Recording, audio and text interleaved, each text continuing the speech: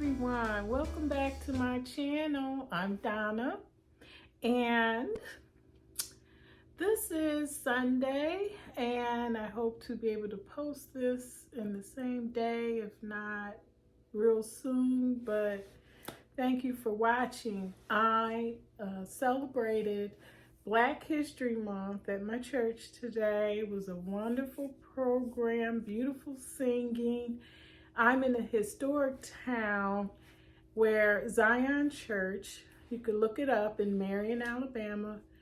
The history of Jimmy Lee Jackson, who fought for voting rights, was shot and died 8 days later.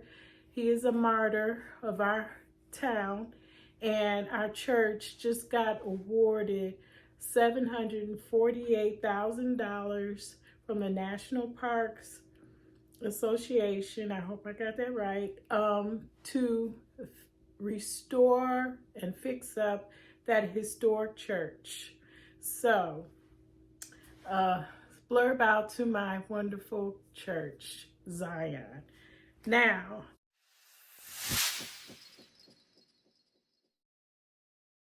I want to come to you with some information. First off, I watched The Color Purple, and this is the new version. I guess you could call it a musical version. Wonderfully done. Wonderfully done. If you all have seen it, it's a must. You've got to watch it.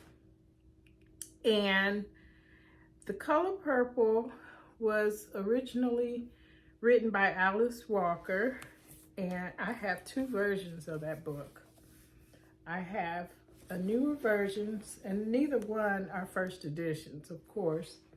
And I have this one. So two versions, and they both they read the same. The back of this one has a beautiful picture of the author, Alice Walker. And these books were, I believe, published in 1982. I couldn't be exact. I wish they were autographed. I wish they were signed. That would mean so much to me. And I would definitely love to meet Miss Alice Walker. Copyright 1982 for that one. And let's see, this one came out in, give me a minute, let me see, 1982. I'm surprised. Well, anyway, they're not, as I said, first editions, but beautiful. They got so many new covers of it out. There's a beautiful one that's out now called Color Purple with paperback and these beautiful African-American women on the front. And they also have a new one from the new version, the musical, out in paperback. So anyway, I don't know if you all know, in the original movie of The Color Purple, the sister who played Nettie, her name is Akosua Busia. I don't know if I'm saying it right, but she did pen a book. She wrote this book, The Seasons of Beento, Blackbird. I read this book, many years ago. Let's see, when did that book come out? This book came out in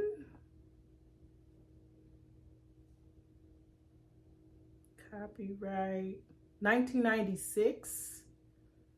Yes, that's what it says in here, 1996. Oh my goodness, this book has been here a while. It's coming apart. If I can recall this, I enjoyed this. This was before I started reviewing books, and I think before I created a blog. So if you have never read this or heard of it, please find it if you can and read it. Here is the actress and the author, Akosua Busia. I'm hoping I'm saying that right. And this is the only book that I know of she has written. And she played Nettie in the original. All right, so that's it for my television binging and watching. Now I want to show you some books that I purchased.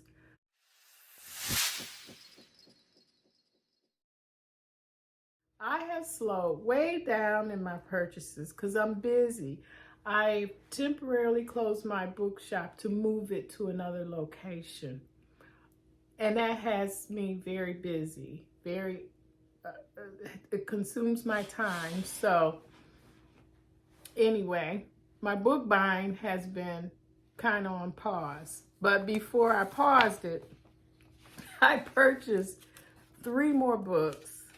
And I want to talk to you about them. So the first book I purchased in February was called Wildflower. This is a memoir, and this is by Aurora James. I saw her interviewed on a morning show. I cannot remember what the show was. Maybe it was CBS Morning, but I'll tell you briefly what it's about. Aurora James' life is a great American success story, precisely because it looks so different from others we've seen. Scouted as a teen model, James struggled with body image and became disenchanted by the industry's objectification of women and commodification. I don't understand that word, of race. So I guess she struggled as an African-American model. After she'd hit rock bottom, dropping out of high school and being arrested for street racing, she was forced to reshape her life. A slew of fashion-related jobs led James to discover the power of the runway, and she started her own business in a flea market. Wow. A substantial fashion line showcasing traditional African designs that would become an award-winning international brand. This sounds really interesting. And since my last video, I attended a fashion show here in town. Miss Della Maynard puts on a fashion show every year called Made in Marion. Okay, I'm gonna have a few little video clips here just to show you. It's a wonderful event, and she makes these outfits and they're gorgeous. And today in church, it was a sea of African American prints, and they asked everybody to dress in their African attire.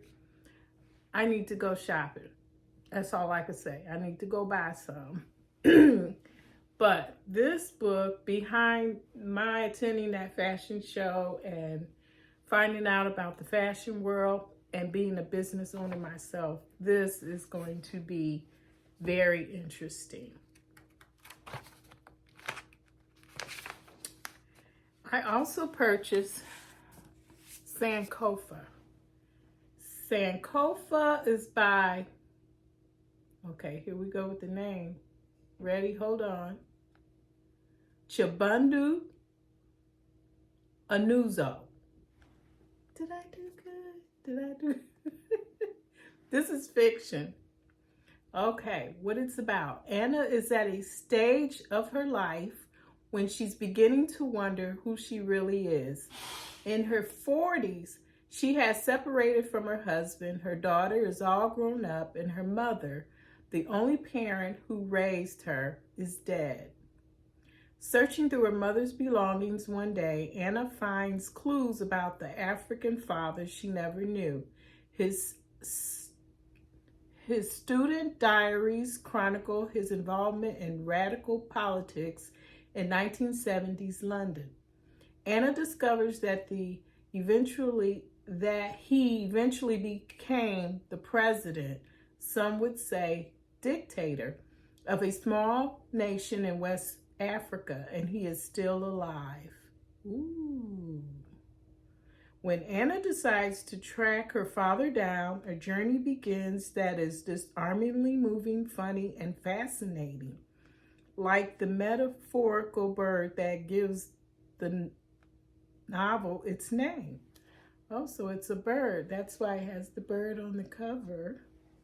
Sankofa expresses the importance of reaching back to knowledge gained in the past and bringing it into the present to address universal questions of race and belonging. The overseas experience for the African diaspora and the search for a family's hidden roots. Okay. It said it had some humor, little probably family drama. Oh yeah. Oh yeah. And it was Reese's book club pick. Looking forward to that. And last but not least, okay, I had some popcorn before I started this video. You know how you get the popcorn holes in your teeth?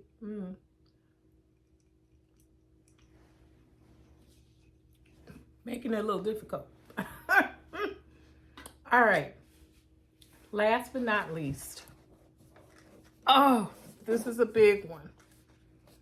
King, A Life. Look how thick this book is. With a monster. And this is by Jonathan Eig. E-I-G. I'm not sure if I'm saying it right. All right. So, and I've been seeing a lot of commotion about this book. And, you know, I gotta read this for myself. Hailed by the New York Times as the new definitive biography, King mixes revelatory new research with accessible storytelling to offer an MLK for our times. You know, they got so many books out about Martin Luther King, his speeches, this and that. Well, I hear this really digs into his life. And this was a 2023 Goodreads Choice Award nominee for Best History and Biography. Vividly written and exhaustively researched, Jonathan Eig's King, A Life is the first major biography in decades of the civil rights icon Martin Luther King Jr. and the first to include recently declassified FBI files and this revelatory new portrait of the preacher and activist who shook the world. The best-selling biographer gives us an intimate view of the courageous and often emotionally troubled human being who demanded peaceful protest for his movement, but was rarely at peace with himself. He casts fresh light on the King family's origins as well as MLK's complex relationships with his wife, father, and fellow activists. King reveals a minister wrestling with his own human frailties and dark moods. A citizen hunted by his own government and a man determined to fight for justice, even if proved to be a fight to the death. As he follows MLK from the classroom to the pulpit to the streets of Birmingham, Selma, and Memphis, Eig dramatically recreates the journey of a man who recast American race relations and became our only modern-day founding father, as well as the nation's most mourned martyr. Whew. Okay, I'm getting a workout. This book is heavy. It is a big one, and I'm hoping it's satisfyingly full of information. So, Not sure when I'll get to it, but I will. I will. And I'm going to keep this video as short as I can, but I want to tell you about the book that I read.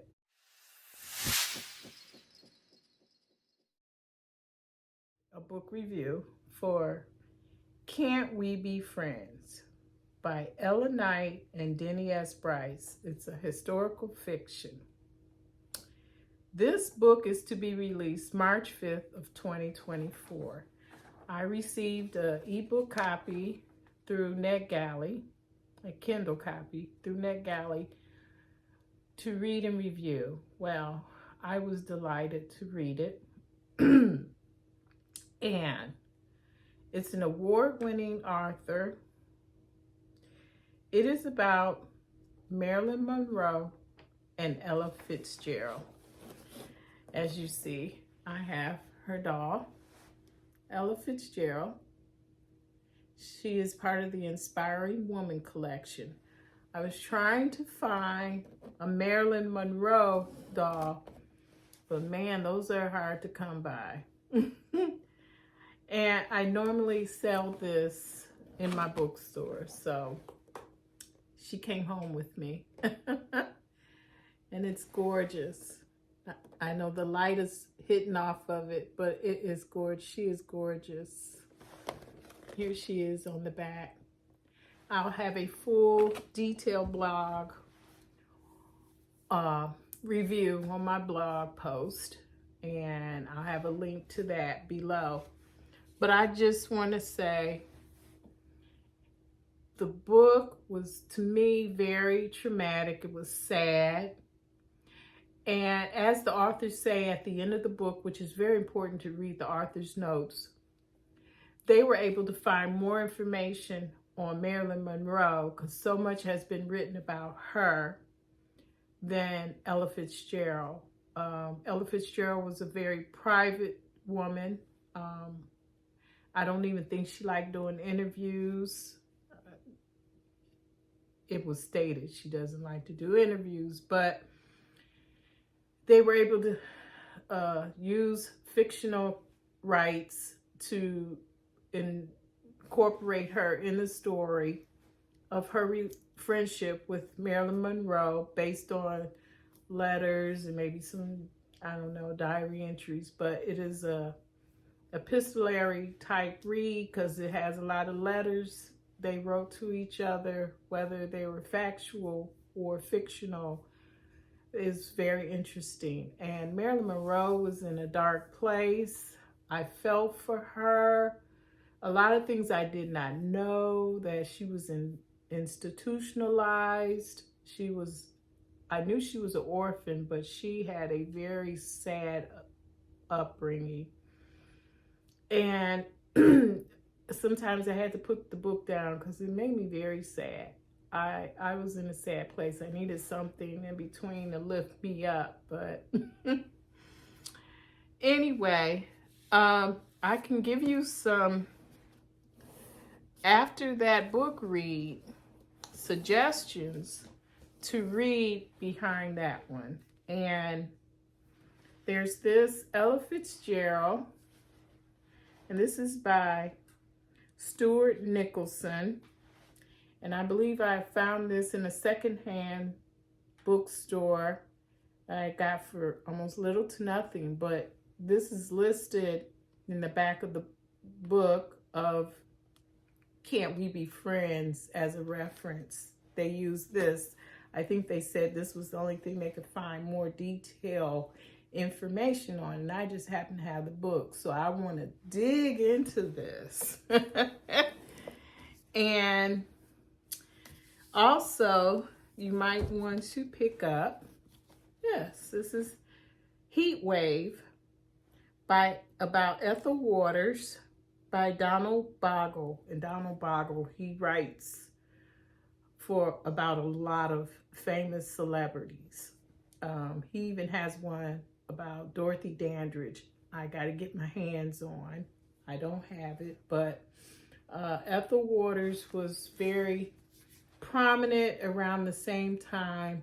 Ella Fitzgerald was a jazz performer, and Ella Fitzgerald was praised in the book as being a very accomplished jazz performer, creating her scats and just wowing the audience. They said she would always have sold out venues. And I'll give you a little tidbit. Marilyn Monroe was very instrumental in her getting a venue on the Sunset Strip in Hollywood. I think it was called the Macambo Club, where they wouldn't allow her to perform. And it wasn't because of her skin color. They had a prejudice against her figure, they wanted someone who was sexy and, you know, would gyrate maybe across the stage. Well, that wasn't her. She was about performance. And Marilyn Monroe called up some people and got her in this venue, this jazz club. She called up all her celebrity friends, and they all came, or a good majority of them came. Judy Garland, Frank Sinatra, blah, blah, blah. Packed the house, sold it out. And when they realized that Ella Fitzgerald was a woman to behold, they booked her, and she stayed performing there on the Sunset Strip. So that is very interesting in itself in the book. Here's another book that might pique your interest, and it's called Queen. And it's about Dinah Washington by Nadine Cohodas. I hope I'm saying her name right. And oh my God, look at that cover. I'm trying to get it right. And I bought this, I think, at a church sale, used book sale in a church or something. I may have only paid $6 for it, but as soon as I saw the cover, I'm, oh, give me that. So that might be a good read. I got to follow up on that.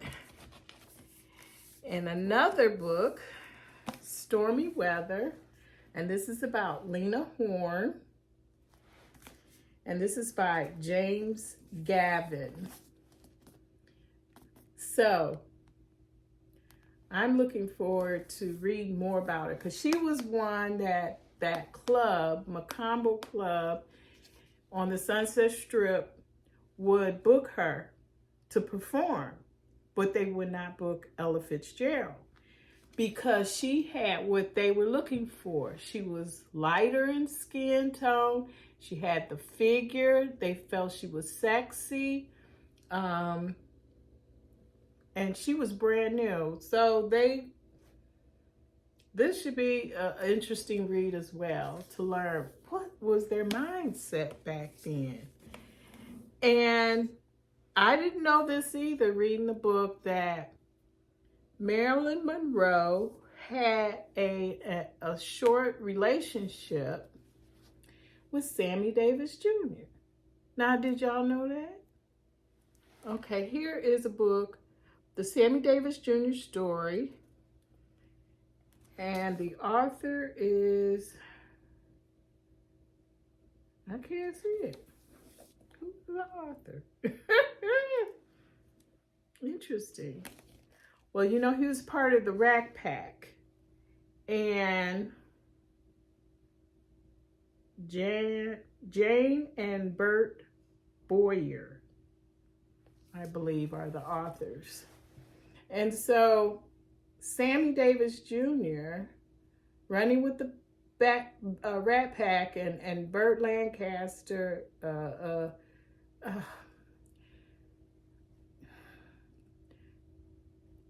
they created havoc for Marilyn Monroe. I mean, whew, poor Marilyn.